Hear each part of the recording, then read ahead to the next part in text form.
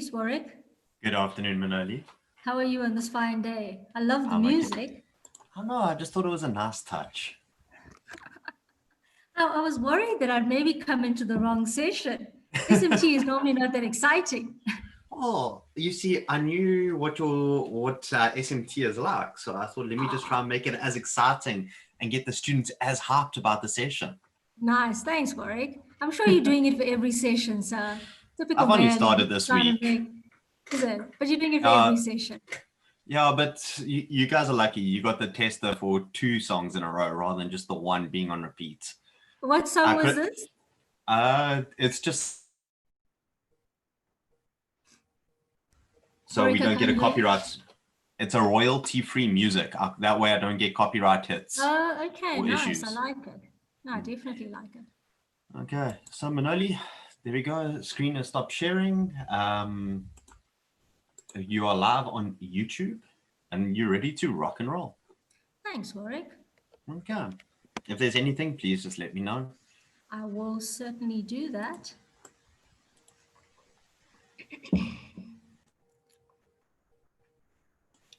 Hi, Manoli, are you using 2 screens? I am. What are you seeing at the moment? I'm seeing the presenter view where I can see your current slide and your next slide. Okay, So stop your screen sharing. Okay, yes. Okay, start screen share again. Okay. The very first block, it says screen 1, am I right? Yes. The one next to it says screen 2, yes? Mm-hmm. Yes. Okay, select screen 2. But screen 2 is my second screen. Yep, screen 2. Okay. All right, and now start your presentation as per normal. Oh, okay. Is that fine? Perfect. Are you still seeing the part where it says no notes though? Nope. We're just seeing the main slide now, yes. Okay, thank you so much. No problems. Unfortunately, my second screen where I wanted to have the test up, so I could go through the test with them, but it's fine, I'll make a plan. Okay, good afternoon, 4th years. Sorry about those issues. I was trying to have a second screen available so that I could actually look at your test and give you feedback with regards to your first test, but I will make do without that second screen and having access to that test in front of me.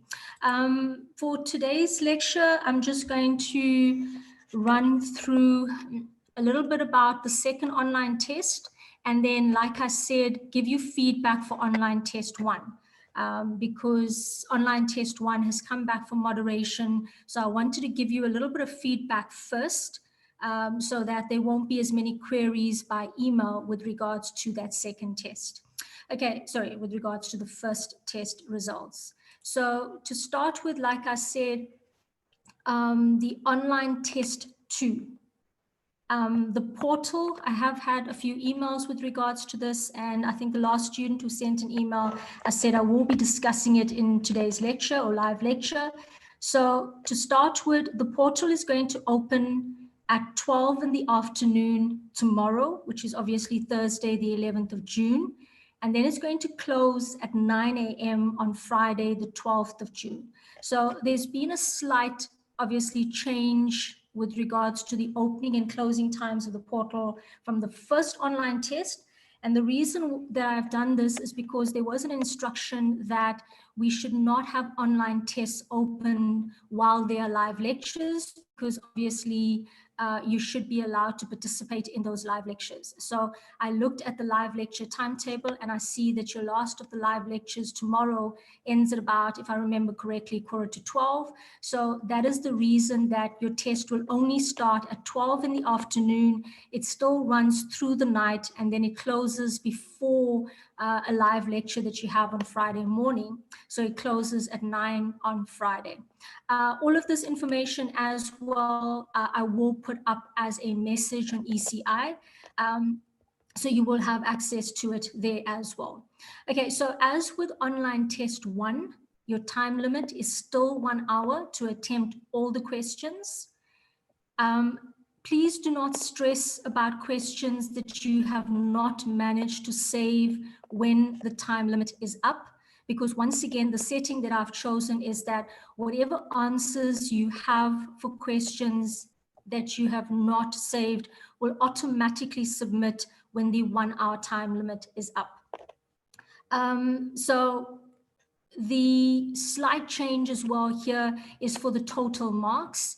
I don't think that the total marks for this test being 45 is going to prevent you from completing the test at all, but please bear in mind that whereas online test 1 was a total of 40, this is now online test 2, the total marks is 45.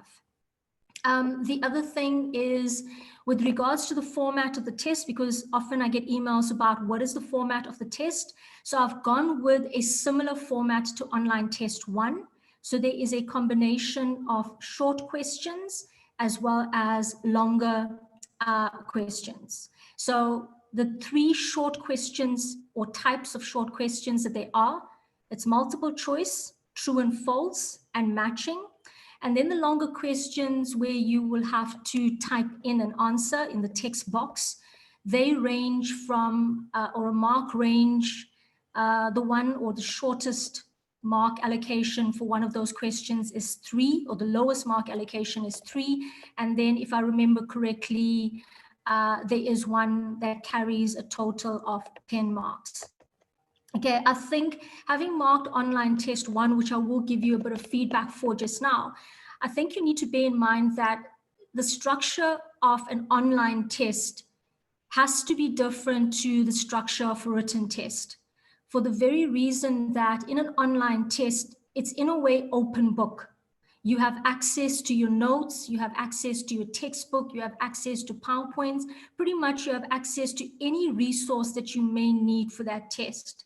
So when you look at especially the longer questions, they're going to test not just the fact that you can copy an answer from a textbook, but they're going to test your understanding of the theory. And I have to stress that with you, please.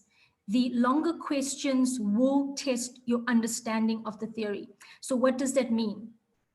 It's not enough to take, for example, the knowledge that you have either from a textbook and write it down as part of an answer without relating that knowledge to the context, situation, case study, or even the particular quote that may be given as part of the question.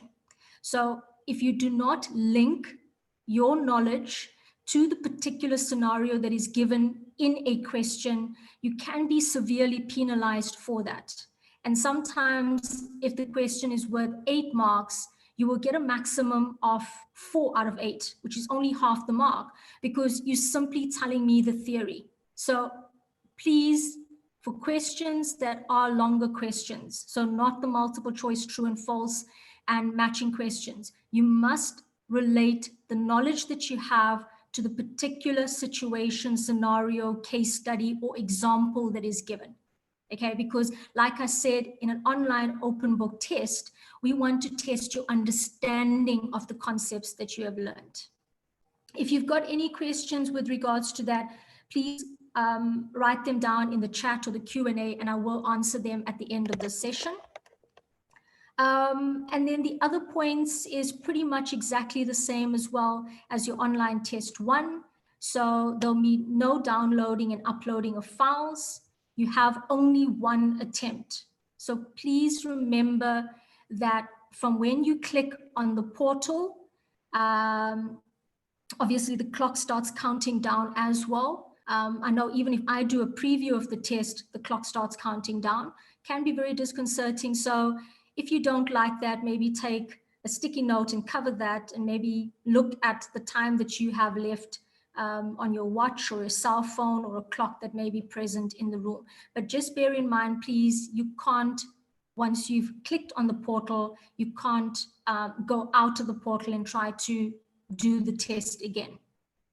For this online test, I'm going to shuffle the questions, so it's not going to be in any specific order. So a suggestion would be to maybe go through the entire test and see what type of questions they are right till the end, and then come back and start answering the questions. So in a way, you can better work out how much time you need to give to those longer questions. Okay, and then very, very importantly, please, the scope is Unit 3 and Unit 4, and the prescribed readings are Chapter 6 and Chapter 7 of Fundamenta. So if you're going to just rely on the PowerPoints for this online test without looking at the textbook, you're going to find it more difficult. Please bear that in mind. So if you look at some of the PowerPoints as well, I think especially for Unit 4, there's a whole lot of questions that you need to work through. So in a way, you need to build your notes from the textbook on these aspects of Unit 4. And I would strongly suggest to you also the self-study that I've put for Unit 3 and Unit 4.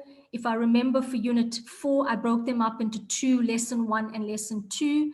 Please work through those self-studies, because in a way, by working through the self-study, it's forcing you to make your notes.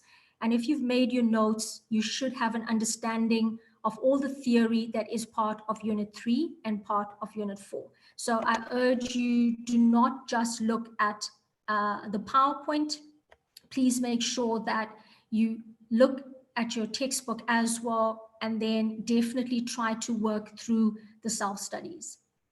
Okay, the other questions that I've got that have been coming through is the next 2 units. So I'm currently working on the PowerPoint and reworking it for Unit 5. And what I will do is, after the online test closes, online test 2 closes on Friday at 12, I will then put up the PowerPoint for Unit 5, and you guys can start reading through the PowerPoint. You can start reading the relevant chapter from Fundamenta.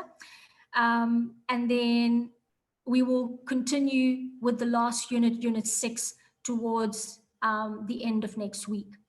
Please also remember that I have told you in the past, we were asked that all students continue working through the last 2 weeks of the semester. So in terms of your class tasks, the first class task, I can tell you now, will be based on Unit 5. The focus for Unit 5 is stress, obviously mainly educator stress, and the focus is also teacher and educator wellness. So that first class task is going to be based on Unit 5, and you will be doing an essay type question with regards to this particular unit. So after your online test 2, you can definitely start working on Unit 5, doing the necessary reading, and then during the course of next week, I will give you feedback or give you the necessary details with regards to the class task. So what I'm just saying is, please be patient. Obviously, this is new for me as well. I had to change all the assessments. So I'm sort of just trying to take them step by step. And once the online test 2 is done, I can then start focusing on your class tasks. So as soon as I know more details about it, I will put up a message on ECI. Okay, I see there aren't any questions. So feedback for online test 1. So I wanted to talk through with you the issues that presented itself for online test 1 before opening the portal and allowing you to view your marks. So I was also, for some unknown reason, getting a lot of queries from students about other students being able to view their marks, which I'm not sure is possible, because when I've asked Delta about this, they say that as long as the activity is hidden, no student should be able to view their marks. So this afternoon, I will unhide that portal. All you'll have to do is click on online test 1, and you will then get feedback for your results. Okay, so the big thing about online test 1 is that question 2 presented a problem.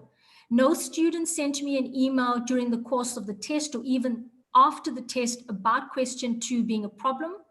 And if you remember, it was a question where you had to fill in missing words from 4 words that were given to you. There were 4 different options given to you, and you had to choose from those options and fill in missing words. Subsequent to the test being closed, when I looked at the portal, every student who attempted this question got the question wrong, and then every student had the same wrong answer. Okay, so to me, it is highly unlikely that every student will get the question wrong. and B, even more highly unlikely that every single student will get the same wrong answer. So in consultation with the HOD for the module, as well as the internal moderator, the decision was taken for that question not to count. So students are not advantaged in any way, nor are you disadvantaged. So the only issue becomes that the total for online test 1 is now 36 and no longer 40. So when I unhide the portal this afternoon, you will see a mark, but the percentage on ECI is going to be incorrect. If you want to calculate the correct percentage, take the mark that you see, say for example 21, and divide that by 36 to get your correct percentage for that test. I hope I'm making myself clear. Whatever mark you see on ECI, in order to calculate your percentage for online test 1, you will have to take that total mark and divide it by 36. So the reason we are asking you to divide it by 36 is because question 2 seemed to have had an issue with it. So therefore and question 2 was worth 4 marks. Therefore, we changed the total for the online test 1 from 40 minus 4 marks to a total of 36. So obviously, when I downloaded the marks onto an Excel spreadsheet, I changed the total to 36 and I calculated a percentage for every student out of 36. And therefore, that mark, the correct percentage, will reflect on my Embry. So when online test 1 results are published on my Embry, I will send notification to you on ECI, and I will ask you to just make sure that the correct percentage reflects. So once again, so that I don't get too many emails about this, your percentage for online test 1 on ECI will not be correct. To calculate your correct percentage, divide your total mark out of 36, and that will be the percentage that will reflect on my Embry for online test 1. Okay, so this is where I would like to have had access to my second screen, but I'll make do without that.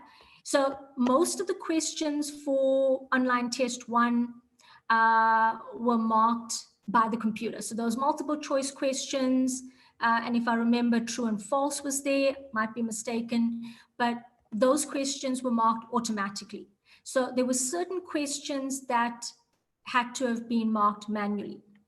So one of those questions were question 8, and question 8 was a total of 7, and it had 2 parts. One was where you had to define organizational culture for 4 marks, and then go on to explain how you will take that into account for 3 marks. So sometimes students, for example, did not mention how they will take organizational culture into account when they start teaching at a school. So in a way, if you just define organizational culture for question 8, you will only get a maximum of 4 out of 7. You had to, for the other 3 marks, you had to go on to talk about how you were going to take organizational culture into account when you start teaching. Question 9 was in relation to the case study that was given. And that case study was all about Timvati Primary School, and it looked at Mrs. Moodley as the principal and everything that she did to restore a positive culture of teaching and learning. So the question asked about what was the main factor contributing to this positive culture of teaching and learning. So the question did not say provide one factor that may have contributed to a positive culture of teaching and learning at this primary school. The question specifically asked about, from the case study, what was the main factor? And if you read that case study carefully, everything points to Mrs. Moodley being a very effective manager leader. So this question, question 9, was out of 3 marks. So in order for you to get the 1 mark about the main factor that contributed to a positive culture of teaching and learning, you had to mention effective management, effective leadership on the part of Mrs. Moodley for the 1 mark. And then they asked you to justify your response, where you could go on to say she guided her teachers, she motivated them, she inspired them, she led by example, and so forth. Okay, and then there was question 10. Okay, so question 10, once again, was looking at Maslow's hierarchy of needs and asking you to discuss the 5 levels of Maslow's hierarchy of needs, but more importantly, asking you to link those 5 levels in the context of how would a principal use Maslow's hierarchy of needs to motivate teachers.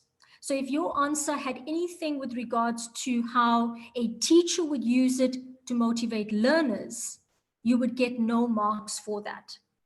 Okay. The other thing is you will not get a mark to talk about physiological needs as being one of the lower order needs, because that is information straight out the textbook. So you had to talk about physiological needs and what needs those are. And the same thing for the other 4 needs in terms of Maslow's hierarchy of needs. Okay, and that would get you a maximum of 5 marks. So if you mention the 5 needs, and then talked about what is meant by those needs, you would only get a maximum of 5 marks for that question.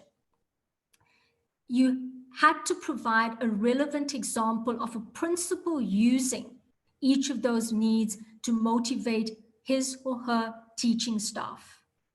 And because the question went on to say, like I said, I don't have access to this test, so I'm trying to remember, but it said something to the effect, cite practical examples, practical and relevant examples. Yes. If you press escape on your keyboard, it will take away the slide and you'll see the questions on your second screen. Escape, okay. Or end your slideshow. Thank you. Yes, thank you, Warwick. Why didn't you tell me this earlier? Because you didn't ask. No, but as soon as I go back to the other one, so now are you just seeing my Question one slide? 8. I'm seeing question 8 on ECI.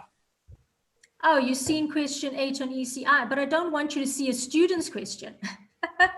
I just wanted to have access to it. You understand? Okay. It's okay. I appreciate the help. I'll sort of make do and just learn as I'm going along. It's fine. It's fine to ensure that I remember things. So it's testing my old age memory. Okay, if you say so. I'm just being helpful, but no. I know that you are. Thanks, Warwick. I appreciate it. Okay, so for question 10, I think it said cite practical and relevant examples from your teaching practice. So here, the only way the marker would know that you were using examples from teaching practice and not from the textbook or some other source is if you mentioned during my teaching practice. So please, for your next online test as well, if you have an instruction to use examples from your teaching practice, I think I mentioned this in my previous live lecture as well. Please make sure that you start with during my teaching practice and then go on to continue with your answer. So in a way, you now are allowing the marker to clearly know this is an example that you witnessed within your teaching practice. So just to go back to question 10, okay, if you listed the 5 needs with an explanation and gave relevant examples from the textbook and never mentioned anything from your teaching practice, you would then get a maximum of 8 or 9 out of 10 for this question based on the rest of your answer. So in order to get a maximum of 10 out of 10 for question 10, you had to list the 5 needs, discuss what is meant by them, and use examples to show how a principal would use this theory to motivate his teachers with at least 1 or 2 examples specifically having been from teaching practice and not the textbook. Okay, that's the only way you'd actually get 10 out of 10 for that question. Okay, I see that there's absolutely no questions either. I love how the students never put up a question in these live chats. They love sending me emails though. So if you've got any questions, yeah. I've got a direct message from an anonymous attendee. We sound like an old married couple, apparently.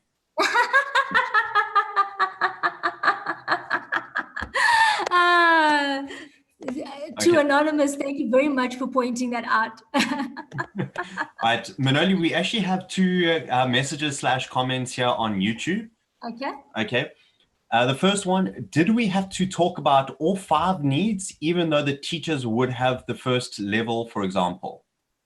Okay, so yes, you should have mentioned all 5 needs because with regards to physiological needs as well, a teacher can ensure that the salary that a teacher is receiving is fair. So say, for example, sometimes there's discrepancy between school governing body teachers and state paid teachers. In that regard, it's the responsibility of the principal sometimes to intervene and negotiate with the school governing body that those teachers are paid well, because even with physiological needs for food and water, a lot of people talked about ensuring that, for example, the staff room has access to filtered water. So yes, they should have mentioned those as well. Okay, great. And then, it was also a follow-on, sorry. Or would that have just been assuming that the teachers have the first 2 levels of needs and would be wrong assuming that? So I think you pretty much answered the question. The student who's asking that, if they'd like to, when the marks are released, look at their marks and send me an email so I can go back and then look at that specific question for them. I don't mind doing that at all. All right. Okay. So we got another one from the if I remember correctly, anonymous attendee. Yeah, if I remember in the I was trying to work that one out. It's in the Zoom. Okay. To answer that question, Warwick, I know exactly what they're talking about. So in that Zoom session, sorry, Manoli, can we just read out the full question so people who watch later can? So it is, if I remember correctly, in the Zoom before the test, you mentioned that we didn't have to mention that need as they're already receiving a salary. So so it's being met. Okay, so in the context of that Zoom presentation, I was looking at your assignment. So your assignment was focusing on a specific case study and a specific scenario in that case study with regards to teachers not being motivated enough to try different learning and teaching styles. So please bear in mind that I was giving that to you as a tip with regards to reducing the length of your assignment, because we were looking at a specific case study or a specific scenario. Okay, any other questions there, Warwick? Everything's fine. And the students of YouTube just came back saying, okay, I understand, thank you. Thank you very much for that, Warwick. Let's stop sounding like an old married couple, please. Okay, sorry, I just wanted to mention that I will then open the portal after my second live lecture this afternoon. I will send a message on ECI when that portal is open. If I could please ask you to go and check your results, and please don't all 200 of you send me an email. So think carefully about what you would like to know before sending that email, because if I'm inundated with emails, I'm not going to be able to get through them. It becomes very time consuming. So I'm more than happy to, I think you have 24 hours from when the portal opens to query your results. And I'm more than happy to look at any of your queries and give you feedback when the portal does open.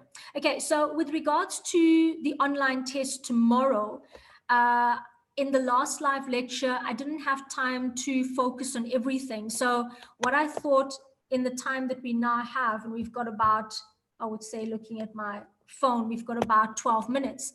I would like to focus on the creative decision-making tools that are available to principals and manager leaders. So the three that are laid out, in Fundafenta is De Bono's 6 thinking hats, brainstorming, and group decision making. So I just want to go through the 3 slides from the slide that I put up on ECI because I copied and pasted that onto the slide. Okay, for me, one of the most interesting creative group thinking ideas is that of De Bono's 6 thinking hats. I think in the entire SMT module, this is the one theory, that excites me the most because I see so much benefit from this. So some people may think, this is a bit childish. We're talking about people wearing hats. So obviously it's not the literal wearing of different colored hats. We're talking figuratively, but this is an excellent way of helping people, whether it's on their own or in meetings, come up with the best possible solution to a problem. Okay, so the 6 thinking hats proposed by De Bono are blue, black, red, white, green, and yellow.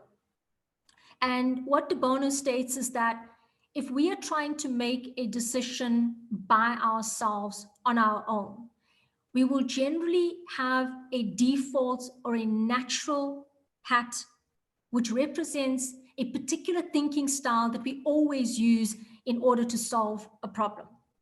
Okay, so I'm going to use myself as an example, and I definitely have 2, maybe one more than the other, but I definitely have 2 of these natural or default thinking hats that I use or wear whenever faced with a problem. Okay, so the first one is when faced with a problem, I will generally go to wearing the white hat. What does that mean? So I have a science background. My undergraduate degree is a Bachelor of Science. So for years, I've learned to look at statistics, to look at data, to look at what the statistics and data tells us about past trends, and to make a decision based on those statistics, those figures, and those data. So whenever I'm faced with a decision, that is what I try to do. I try to look at the facts and go with, well, what are the facts telling me? And I use those facts to make a decision. So I know for myself, that is my default and natural thinking style. Okay. So unfortunately, the second natural or default thinking style that I adopt is to wear the black hat. So I will always look at what is the bad things or the negative things about that decision that I've made. So I start to be very critical of the decision and look at what could go wrong. Okay. And in a way, it is a good thing that I consider everything that could go wrong by taking a particular decision, because if those things do go wrong, then I could have a contingency plan already in place to deal with those things that go wrong. Whereas if I just make a decision and then don't take into consideration what may go wrong, when something does go wrong, I'm not going to know how to deal with it. But to make a decision only wearing the black hat sometimes will stop you from making a better decision. So when you have people in a group meeting, for example, you can't only have people in that meeting wearing a white hat or wearing a black hat. A good group decision is made when there is a meeting where the members within that meeting are wearing all of the 6 different hats. So there is definitely a need for a person to be wearing this yellow hat. Okay, to me, yellow represents the sun. So we're now looking at someone that has this really sunny disposition and they're always positive. And this person will go to looking at all of the things that are positive about the decision that is being made, all of the things that are going to go right with the decision. And then as a result of that, there's definitely room for people that have these personalities and wear this hat as their natural or default thinking style within a meeting. Okay, so if you are like me and you generally go to wear the white hat and the black hat, what De Bono is saying is that stop yourself before making the decision and try to wear the yellow hat and try to think about the decision that you've made from a more positive perspective, as opposed to just the negative hat, but only looks at the negative perspective. And then in a meeting, especially when ideas run dry, you now need someone to wear the green hat. So the green hat is generally worn by people that are very artistic.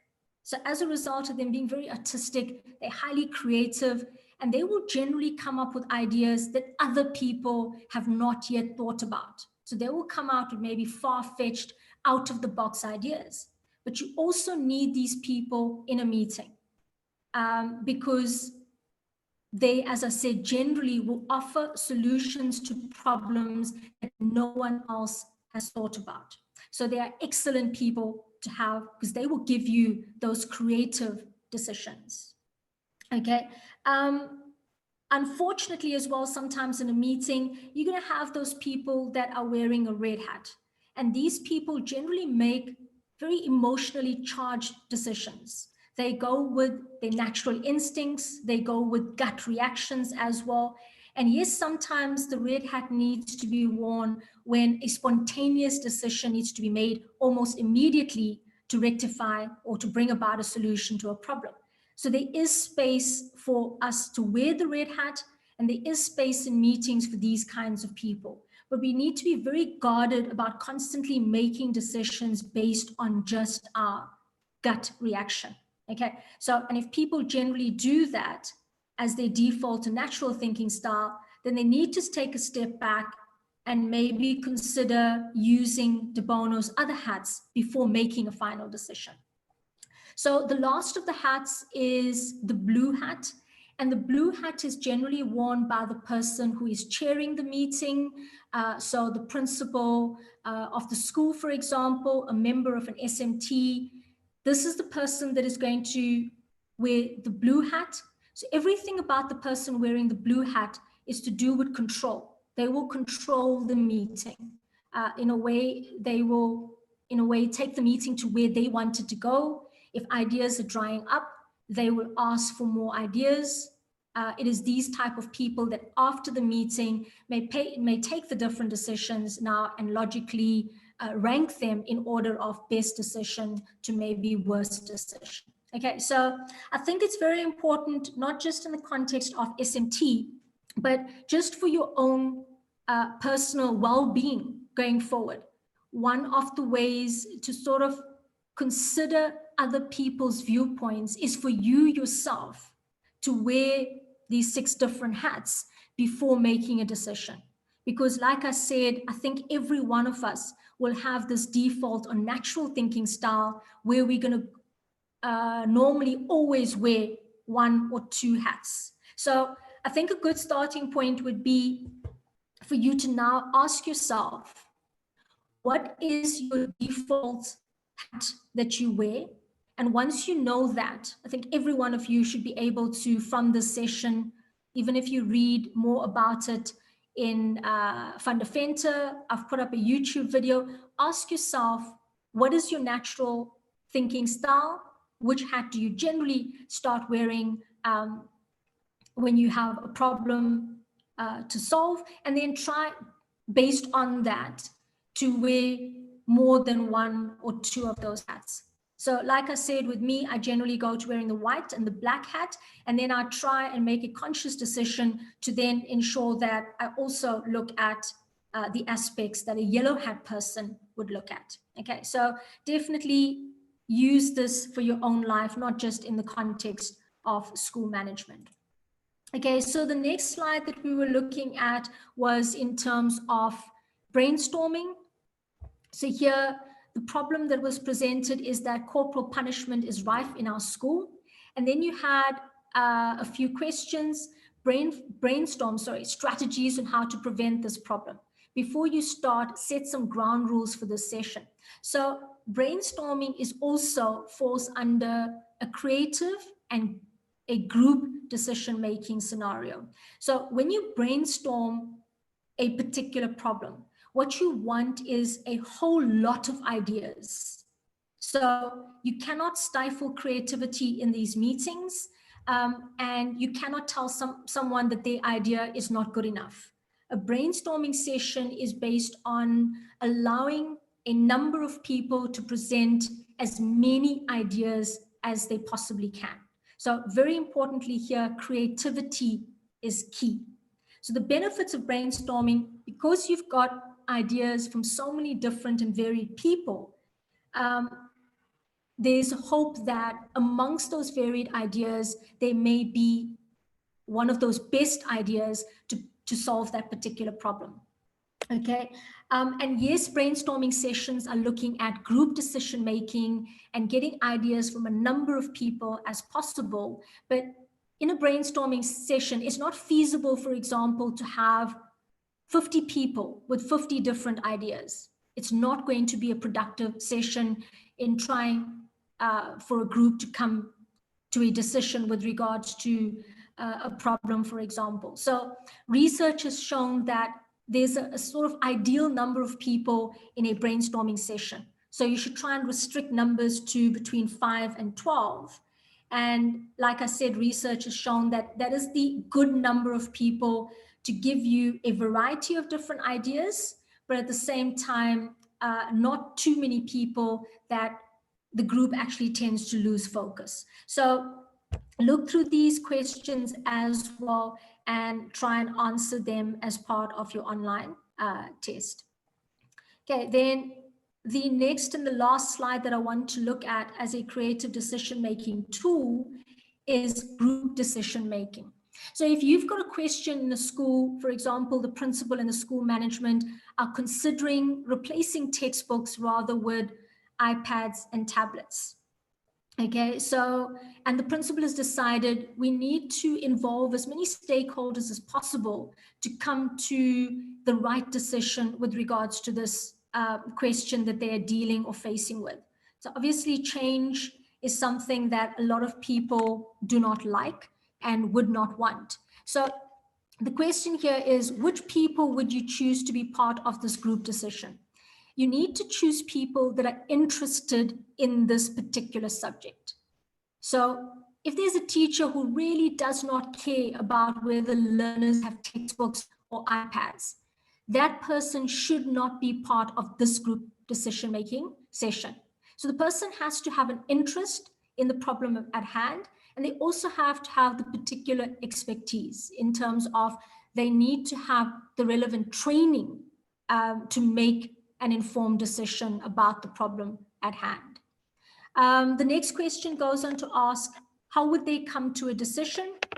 So obviously, in a group decision-making scenario, one way a decision is made is if everyone agrees. At the end of the session, after everything is hashed out, if everyone agrees that the way to go for the future is iPads and tablets, you now have a decision being reached by consensus.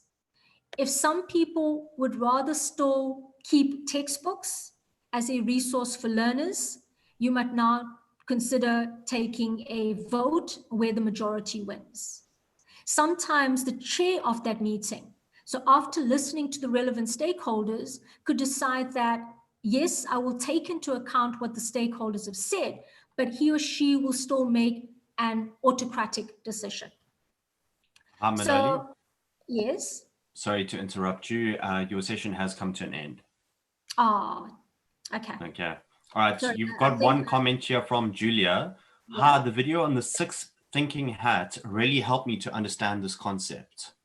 Julia, thank you so much. I actually looked at a whole range of videos and I liked that one the best. But there are so many on YouTube and there's so much out there.